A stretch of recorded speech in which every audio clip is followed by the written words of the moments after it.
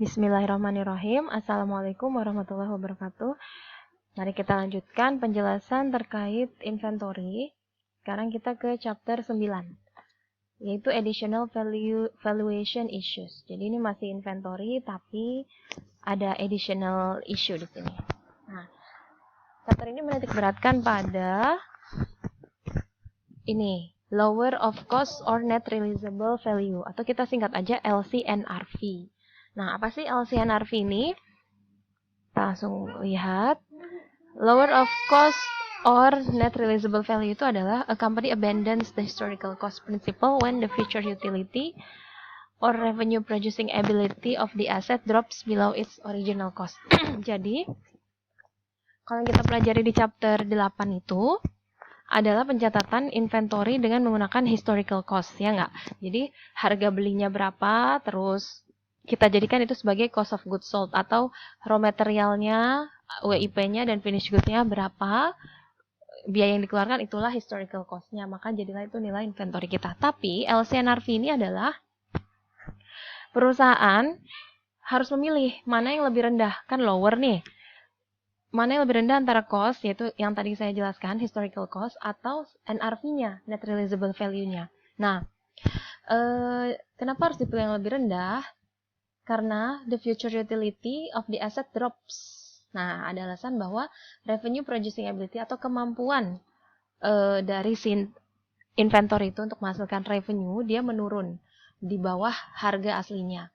Maka kita harus turunkan nilainya. Kayak gimana sih gambarannya, kita lihat dulu ya. Nah, NRV itu sendiri apa sih? NRV itu pengertiannya adalah estimated selling price in the normal course of business less estimated cost to complete and estimated cost to make sale. Yaitu sebenarnya NRV ini adalah harga jual, ya, perkiraan harga jual dalam kondisi normal dengan dikurangi biaya-biaya untuk penyelesaian dan biaya untuk membuat penjualan. Jadi misalnya harga inventorinya itu $1.000, harga jual ya, dan ada biaya penyelesaian sampai inventory itu bisa dijual atau dipakai, dan biaya untuk menjualnya 200, maka NRV-nya adalah 750. Nah, net realizable value sebesar $750 ini, apakah lebih tinggi atau lebih rendah dari cost-nya? Kita lihat. Oh, tidak ada ya, ini bukan soal, sorry. Jadi, ini gambaran dulu. Ini gambaran dari net realizable value, yaitu cara mencarinya adalah harga jual dikurangi oleh cost to complete dan cost to make a sale. Ini yang namanya nilai bersih yang bisa terrealisasi, itu artinya ya. Nah, ini adalah contoh disclosure atau pernyataan dari beberapa perusahaan yang menggunakan LCNRV. Jadi dia harus dia state di laporan keuangannya kalau dia pakai metode ini. Misalnya ini ada Nokia dari Finland dan Kesa Electrical dari Great Britain. Dia harus katakan di sini misalnya cost determined using the weighted average method. Inventory are stated at the lower of cost and net realizable value, gitu-gitu ya. Nah, ini adalah ilustrasinya. Penggunaan LCNRV. Regner Foods compute it inventory at LCNRV. Di sini si Rainer dia menjual sayuran, spinach, carrot, cut beans, peas, mixed vegetables. Nah, ini adalah harganya. Anggap saja si Rainer ini adalah merchandise atau trading ya. Jadi dia hanya beli, dia bukan petaninya, dia hanya beli kemudian menjual lagi. Nah, ini adalah biaya belinya. Dia beli bayam dari supplier, dia beli wortel, cut beans, peas, sama mix, ini harga-harganya. Kemudian ternyata NRV-nya adalah ini. Bisa dilihat ya. Kalau teman-teman lihat, ini biaya, ini harganya. Masih lebih tinggi harganya dong. Nah, berarti kita bisa tetap pasang nilai inventory kita senilai harganya. Karena kita pakai lower or cost. Mana yang lebih rendah? Yaitu 80.000. Berarti inventory-nya benar 80.000. Begitupun dengan carrot 100, ternyata NRV-nya adalah 110. Berarti kita bisa tetap bilang bahwa inventory carrot kita nilainya 100.000. Tapi untuk cut beans, peas, dan mixed vegetables, NRV-nya ternyata lebih rendah nih. Ketika kita beli 50, ketika kita mau jual, harga di pasar sudah turun. Lihat ya, maka kita harus ubah cost inventory kita bukan lagi 50, tapi jadi 40. untuk cut beans, untuk peas 72, dan untuk mixed vegetable 92, maka final inventory value-nya adalah 384.000. Kayak gitu. Jadi sebenarnya LNC NRV itu kita hanya milih mana sih yang lebih rendah antara cost dan NRV-nya. Itulah angka yang harus kita cantumkan nanti di neraca. Oke, sorry. Ini ada keterangannya ya. Kenapa pakai NRV? Karena 40.000 lebih rendah daripada 50.000 gitu ya. Oke, nah ini adalah metode untuk mengaplikasikan LC NRV. Ada yang pakai individual item, ada yang pakai group. Kalau individual item, dia pilih seperti tadi, spinach, carrot, cut beans. Ini yang di kaleng ya. Jadi dia satu-satu pilih mana yang lebih rendah, 80 atau 120, 100 atau 110 gitu ya. Terus, hasilnya ternyata total 384. Namun ada juga yang pakai dengan grouping. Misalnya dia grouping frozen dan can aja, nggak perlu individual item. Maka dia tinggal pilih antara 230 atau 270 dan 185 atau 164. Ini ternyata jumlahnya jadi berbeda ya. Total inventory-nya adalah 415.000, ini yang asli. Oke, metodenya ini, in most situation, company price inventory on an item by basis. Jadi mostly pakai yang ini, individual item. Gitu ya. Method should be applied consistently. Individual item approach give the lowest valuation. Dan tax rules in some country require that company use individual. Jadi memang kenapa banyak yang pakai individual, karena sudah kebijakannya gitu di beberapa negara dan memberikan penilaian yang paling rendah ya. Nah, ini adalah contoh soalnya. Recording net realizable value instead of cost. Nah, kalau kita catat pada NRV, berarti kita akan menurunkan harganya. Di sini kita bisa lihat COGS-nya 108. Ending inventory 82 dan ending inventory at NRV 70. Berarti kita harus pilih dong antara 82 atau 70. Kan ini cost, ini NRV. Maka kita pilih 70.000.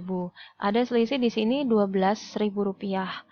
Selisihnya ini harus kita buat jurnalnya. Jurnalnya ada dua metode. Yang pertama loss method, yang kedua COGS method. Bagaimana jurnalnya? Sesimpel ini ya. Kalau loss method, jurnalnya loss due to decline to NRV to inventory. Dia langsung mengurangi inventory.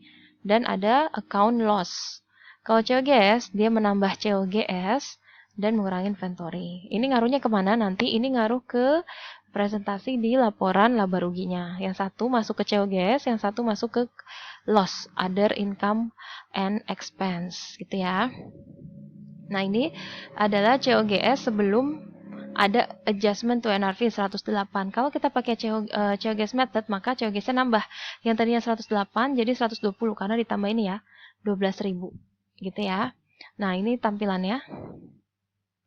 COGS method, inventory-nya tetap 70, inventory-nya jadi 70. Sini saya kembalikan, tadinya 82 ya. Jadi 70 karena kita harus turunkan, kan loss method sama. Jadi untuk neraca tidak ada bedanya dengan dua metode ini. Yang beda adalah kalau kita pakai di laporan laba rugi. Ini kebetulan ketuker. Jadi teman-teman perhatiin baik-baik ya. Ini sebenarnya loss method. Ya, ini COGS method, karena bisa teman-teman lihat kalau loss method kerugiannya ditaruh di sini, loss due to NRV on inventory, dan COGS method kerugiannya di sini. Ya, yang di merah-merah ini. Jadi dia cuma beda presentasi, tapi hasil akhirnya sama, net income sama-sama 14.000. Gitu. Oke. Nah, ini ada juga cara mencatat LCNRV dengan menggunakan allowance atau pencadangan. Instead of crediting the inventory account, dia biasanya pakai cadangan. Ini kayak kita mencadangkan piutang. Loss due to decline to NRV pada allowance. Kalau tadi kan langsung kita kurangin inventory-nya, tapi kalau ini kita pakai allowance. Gitu. Nah, ini bedanya apa? Bedanya di tampilan di neraca. Kalau dipakai COGS method, dia langsung kan 70.000. Tapi kalau pakai allowance, di sini ada kata-kata allowance to reduce inventory 12.000. Jadi cuma beda presentasi aja sebenarnya. Oke, nah ini ada bagaimana sih case-nya kalau yang sudah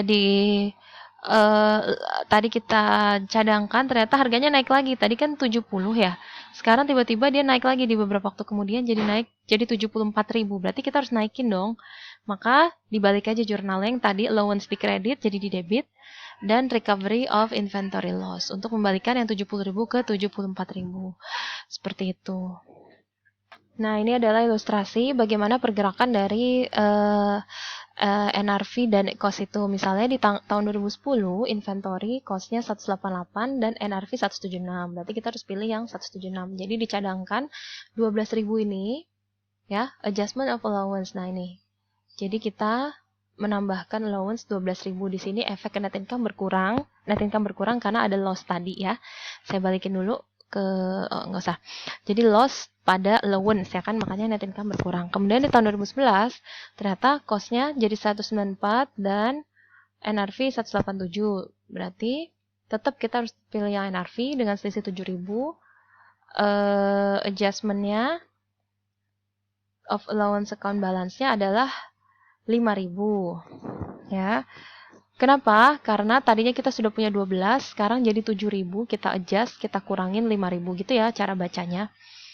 Jadi ini kan balance akhir 12, tahunnya di tahun depan jadi cuma 7.000 nih selisihnya, makanya harus kita kurangin, decrease, ya. Jadi dia bukannya nambahin 7.000 nambah di sini, tapi 12 jadi 7.000, bukan 12 ditambah. Kemudian di 2012 173, ternyata NRV 174, berarti kita pilih cost, tidak perlu ada allowance. Maka kita harus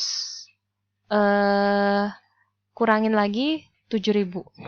Karena yang tadinya 7.000 di sini, tahun ini jadi 0. Jadi 7.000 dikurang 7.000 jadi 0. Di 2013, 182 dengan 180 kita pilih yang 82.000. Maka di-adjust lagi 2.000 kayak gitu ya. Pokoknya setiap tahun harus di-adjust. Kita cari yang terendah antara cost dan NRV-nya. Inventory shouldn't be reported at value above original cost. Jadi harus di lebih rendah dari cost-nya. Cost itu sendiri atau yang lebih rendah. Tidak boleh di atas ini. Jadi kalau NRV-nya misalnya gini, cost-nya 180, NRV 182. Tetap laporin cost-nya 180. Tidak boleh laporkan yang lebih tinggi. Seperti itu. Kemudian ini adalah defisiensi dari penggunaan LC NRV. Kelemahan-kelemahannya. Dan ini ada contoh soal. Bisa dibaca ya di P91 ini jelas. Jadi misalnya kita punya cost 470, ini adalah 4 skenario yang berbeda. 470, kemudian katalog selling price-nya 500, estimated complete to sell-nya 50, berarti NRV-nya adalah 500 dikurang 50 gitu ya, karena ini harga dikurangin biaya. Berarti kita pilih yang mana? 470 atau 450, berarti pilih yang 450, begitu seterusnya. Ini dikurang ini, kita dapat 430, ternyata lebih rendah daripada cost-nya, kita pilih yang NRV. Seperti itu terus ya, dikurang. Nah, ini 1.000, 1.200 dikurang 200. Nah, 1.000 dengan 960 lebih besar yang ini. Lebih besar yang ini. Kita pilih yang lebih rendah, 960. Gitu. Oke, ini biasanya yang pakai NRV. LCNRV itu biasanya yang sering terjadi adjustment itu adalah aset-aset agricultural atau commodity held by broker traders. Nanti di belakang-belakang sini akan ada penjelasan, tapi kita fokus ke aplikasi LCNRV tadi itu aja. Kalau ini dia sudah go to very detail. Kita bisa skip ini. Saya langsung skip sampai ke belakang ya. Ini yang penting itu adalah cara membaca rasio dari inventory. Ada yang namanya inventory turnover dan ada yang namanya average days to sell. Turnover ini adalah rumusnya COGS dibagi average inventory. Untuk membaca selama satu periode itu berapa kali sih dia terjual. Kalau di sini COGS-nya 2019, average itu adalah ending ditambah beginning dibagi 2 ya. Ini soalnya ada. Maka dapat 3,67. Berarti artinya dalam satu periode inventory terjual selama 3,67 kali atau bisa dibilang 3,5 kali. Ini cukup rendah ya. Turnover ratio ini untuk inventory yang semakin tinggi semakin bagus. Berarti dia sering banget terjualnya.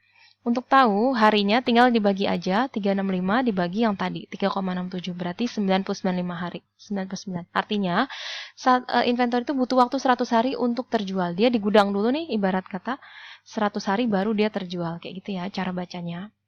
Oke, terima kasih sekian penjelasan untuk